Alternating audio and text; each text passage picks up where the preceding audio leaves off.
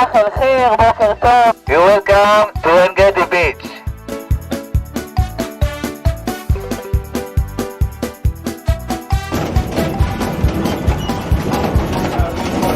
C'est extraordinaire, c'est magnifique, c'est merveilleux. أنا اسمي توني. في كتير ناس بتيجي عنا هنا في كل النواحي تبعت العالم، بيجوا من عنا من بيت لحم، وبيجوا كمان من القدس عنا هنا، وأهلا ومرحب بكم. تعالوا عندنا في الخميس عن جديد. وكل شيء تمام، أنا مبسوط من المحل. מקום הכי מדהים ומיוחד בעולם. Меня зовут Лина, я приехала из Киева. Я считаю, что каждый должен посетить Израиль. Это безумно красивая страна. אין דבר כזה בעולם. אני בטורונטו והיום מקסים. I really like the place. It's very fun. وأنا جيت من تركيا عشان أنا البيتسي، قولي نصحوني. أنا رمزي من القدس، نشجع كل واحد يجي هون يتعالج، يقدم علاج، يقدم راحة نفسية، خذ أعطي. Hola, ¿cómo están? Yo soy de Ecuador.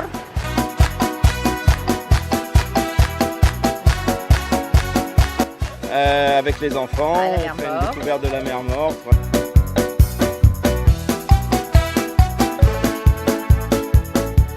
Мертвое море – это очень очаровательное место. Sono nel più bel posto del mondo, il Mar Morto. Мы приехали из Ватьяма, тут очень красиво и очень прикольно. Тут,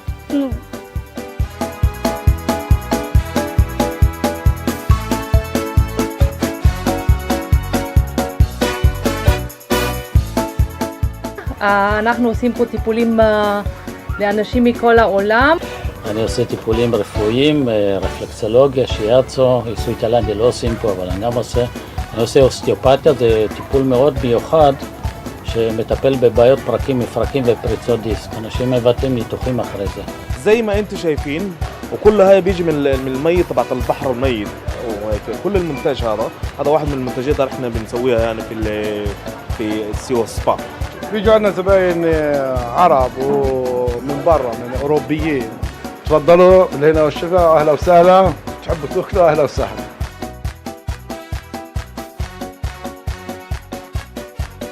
To all the others. Rather than being written on leather, this one was made on copper. And quite simply, it's a treasure map. A detailed set of instructions to 64 treasures hidden somewhere, presumably in the Holy Land. Despite numerous attempts and expeditions, no one, in the 20th century at least, has ever found any of the treasures. Maybe, like Bronze Age burial mounds in Europe, and most of the Egyptian pyramids, they were discovered and looted in antiquity. Yet, every few years, a new theory resurfaces to the contrary, and occasionally new expeditions are launched to find them. It was in cave number 4, however, that the greatest mystery of all was found.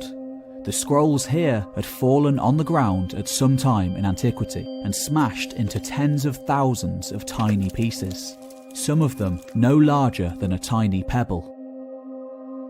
Over the next 40 years, the scrolls of Cave 4 were worked on by an elite group of mostly Catholic scholars, with no one else even being allowed to see them.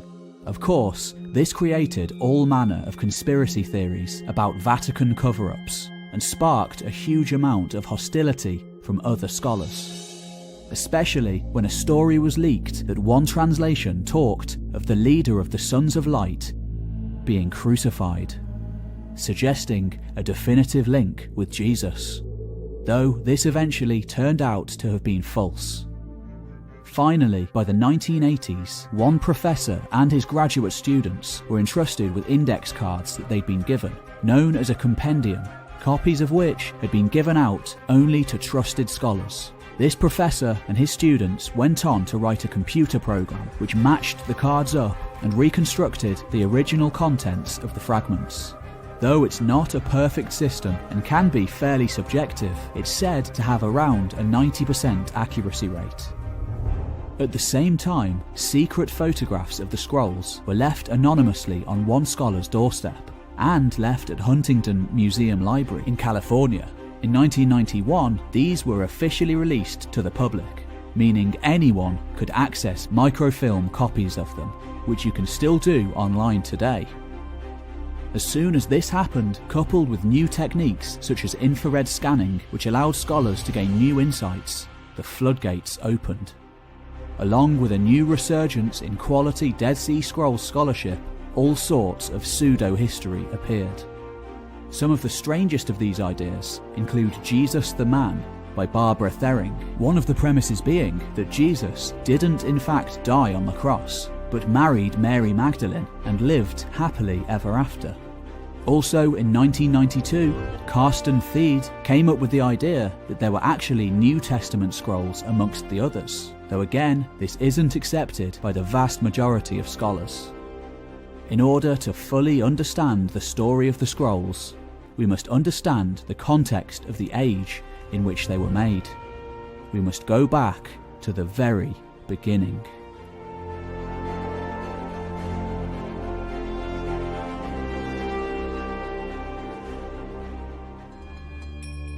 The Jews are an ancient people. Their roots stretch back thousands of years into the past, further back than most. Though very little actual historical evidence exists for the exodus from Egypt and other such ancient stories, a good deal of information from the Old Testament is at least partially historical, perhaps best exemplified by the rediscovery of the Hittite Empire in the 1800s, long thought to have been nothing but a biblical fantasy. Arguably, the first verifiable period that we have evidence for is the pre-monarchic age of around 1400 to 1000 BC, a time of wandering peoples and warring tribes. This is the age of Abraham and Joseph. By around 1000 BC, a unified Jewish state was born, ruled over by King David, of David and Goliath fame, and then by his son Solomon, famous for the immense wealth of his mines, though no evidence has been found for these, and for the building of the first Jewish temple, said to have been a splendid and magnificent building. The Kingdom of Judea then enters a period of division between two kingdoms, along with a series of wars against outside invaders, such as the Neo-Assyrian Empire, until finally, in 586 BC, the holy city of Jerusalem was destroyed by the Neo-Babylonian Empire. The first temple razed to the ground. Thus began the Babylonian exile. Though this was to be relatively short-lived, in 538 BC, a new power arose. Far from the slave masters portrayed in Greek sources, Achaemenid Persia under Cyrus the Great was an especially tolerant empire, allowing the Jews and various other peoples enslaved by their predecessors to return to their homelands. Work soon began on the construction of the Second Temple, along with another 200 years of self-rule. It is during this time that the Old Testament seems to have been mostly written down and, to a certain extent, standardized. In 333 BC, another mighty empire was to arise, dominating and transforming lands from Egypt to Afghanistan and remaking them in its own image. This, of course, was the empire of Alexander the Great. His arrival brought an end to the time often called the Biblical period, the purest and most uncorrupt phase of Judaism harked back to in future generations. When Alexander died without naming a successor, it sparked off a vicious 20-year civil war between his generals. Finally, by 301 BC, at the Council of the Victors, the surviving claimants agreed to carve up the empire. Judea became part of the territory of Ptolemy, one of Alexander's cavalry commanders, ruling from his stronghold of Egypt. Thus, whether the Jews liked it or not, the Hellenistic age had begun. Many Jews began to speak Greek, which fairly quickly became the language of administration and governance, thus explaining why some of the Dead Sea Scrolls are written in Greek. Greek philosophy and science were introduced all over the Middle East, along with hippodromes, amphitheatres and gymnasiums, and a mixture of Greek ideas, traditions and culture mixed with native Jewish ones.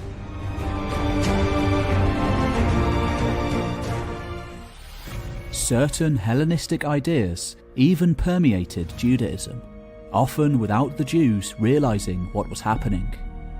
For example, the Bible was translated into Greek, and in time, ambitious dynasts who wanted to get ahead began to resemble Greek princes.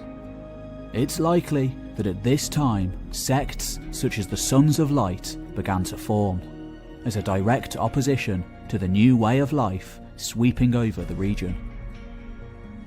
13 rulers named Ptolemy ruled Egypt from 330 to 30 BC. And at least 7 of their sisters, named Cleopatra, married them, the most famous of all being the sister wife of the 13th, who eventually married the Roman politician Mark Antony. Until around 200 BC, Ptolemaic rule extended north into Judea. Just 2 years later, however, another empire went on the warpath. The Seleucids, ruled by the descendants of another of Alexander's generals, Seleucus. They'd already ruled all of Mesopotamia and Syria since the death of Alexander, meaning many Jews had been under their rule for over a century. Life under the Seleucid emperors Antiochus III and Seleucus IV continued largely as it had before, with total religious freedom being allowed. Under Antiochus IV, however, everything was to change. Spurred on by his chosen high priests Jason and Menelaus, 2 men who sought to out-Hellenize the other in order to win the king's favour, Jewish life and rituals at the temple were increasingly restricted. The city also began to be modernized, and like the rest of the empire, made into a Greek polis. Eventually, Antiochus grew tired of the slow progress of reform and pushed for quicker action. The high priest Menelaus went along with it. Not only were all Jewish practices, such as observing the Sabbath and religious diet, outlawed, but Jews were now forced to sacrifice pigs to the Greek gods at their temple. Those that peacefully protested, thousands of them, were put to death en masse. Some scholars see this movement as the origins of the Sons of Light.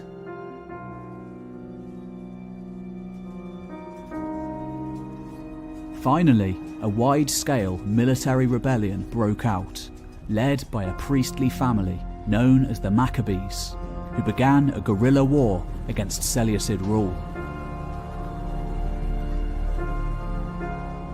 Mattathias was the leader of the family, but it was his son, Judah, nicknamed Maccabee, meaning the hammer, who, against all the odds, won the war. The kingdom was finally independent once again, and afterwards, Judah the Maccabee ruled over it as king in all but name. For, according to long-held tradition, Jewish kings had to stem from the family of David. Judah's 2 brothers, Jonathan and Simon, ruled after him, and the nickname Maccabee also followed them. Eventually, their dynasty would become known as the Hasmoneans, after their ancestor Hasmonai. Yet, fairly quickly, problems began to arise. Jonathan Maccabee had himself named as high priest, in flagrant opposition to tradition, which stated that only someone from the family of Zadok could be a priest. Thus, many scholars associate him with the figure of the wicked priest talked of in the scrolls. The Hasmoneans, utilizing a strong, well-equipped army, soon began conquering neighbouring lands and enlarging their kingdom.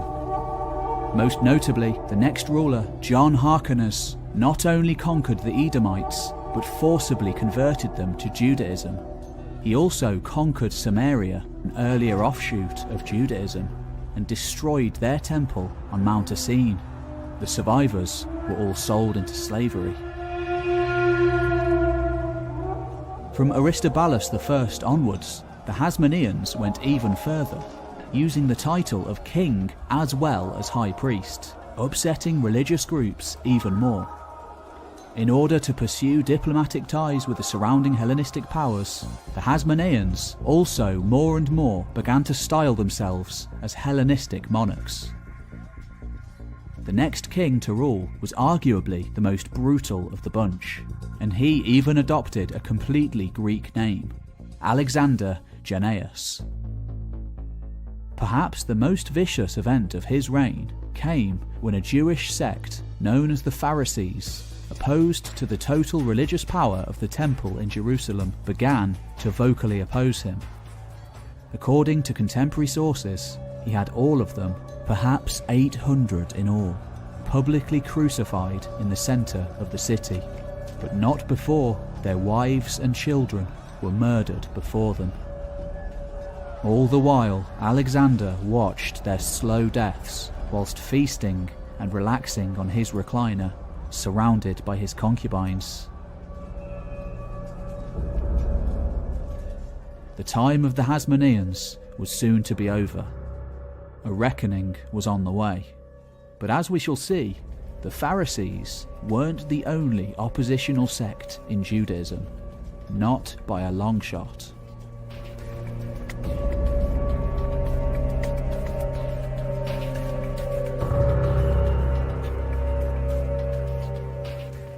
In the early 1st century AD, the Roman polymath Pliny the Elder embarked on a grand tour of the empire. It was during these travels, much of which later formed the basis for his masterpiece of early scientific literature, Natural History, that he describes a curious incident on the western shores of the Dead Sea. Near to the oasis of En-Gedi, he describes coming into contact with a curious sect of extremely religious Jews living a simple, communal life out in the desert. Though he was there to investigate the natural world and the curious properties of the Great Salt Sea, this group clearly had an impact on him, later writing that they had existed for thousands of generations, possessed no money, and their priestly class refrained from marrying. He calls them the Essenes, and he places their dwellings just to the north of En-Gedi. There is nothing else there besides Qumran. We get other references to the Essenes from the writer Philo, a Jewish philosopher from Egypt and product of the Hellenizing age. But most important of all is the slightly later account given by the writer Flavius Josephus. Originally from a priestly family, Josephus fought as a general during the First Jewish Revolt, before surrendering early on and becoming a famous writer throughout the Roman Empire. Along with the invaluable information he provides on both the successful Maccabean revolt and the unsuccessful war against the Romans, Josephus gives us first-hand knowledge of the religious sects of his day: the Pharisees, the Sadducees, and the Essenes, apparently having spent some time living amongst the latter during his youth. During the 1st century AD, there wasn't just one standardized Judaism, not by any stretch of the imagination. Varying different creeds and schools of thought existed. The Samaritans, for example, are a much earlier offshoot of Judaism, splitting off by around 500 BC, before they were wiped out by the Hasmonean king, John Hyrcanus.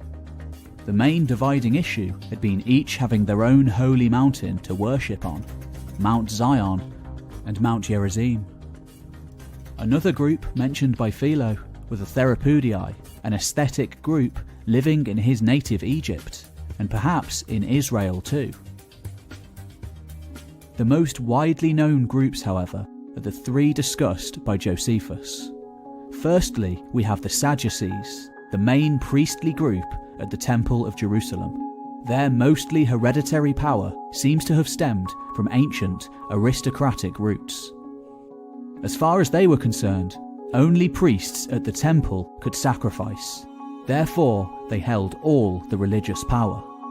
They denied fringe theories such as the existence of angels and even the immortality of the soul, seen as an imperfection derived from Plato. The Pharisees, by comparison, wanted to democratize and transfer power from the temple to the household. They came up with other ways of worshipping. For example, reading the Torah and communal prayer. Finally, we have the Essenes, according to Josephus, probably only numbering a few hundred at any one time. They were most certainly a fringe group, desert separatists, directly opposed to both the Sadducees and the Pharisees. It's possible that there were further subdivisions within the three sects, like Catholicism, Orthodox Christianity, and Protestantism today. Most scholars today equate the Essenes with the Qumran community who wrote the scrolls. Therefore, it seems possible that they were the sons of light. And if they were, it makes the Dead Sea Scrolls all the more important, allowing us an insider's view of the thoughts and beliefs of a Jewish sect, not only contemporary with, but very similar to early Christianity.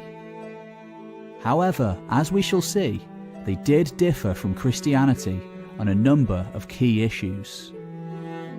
But what of the archaeological site adjacent to the caves? A link to the scrolls and the Essenes had long been suspected, but could it be proved?